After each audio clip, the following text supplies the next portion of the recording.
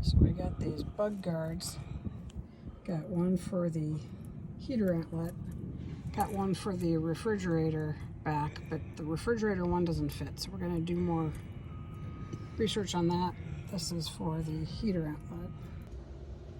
This is what we got.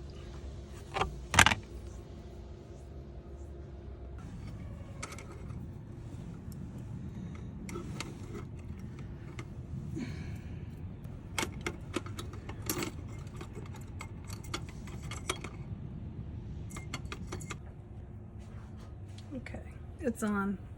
Now the directions said to connect the springs to the center bar that's inside there, but it's too close to the screen, so the springs were too long for that. But it's on there. It's not gonna come off, hopefully.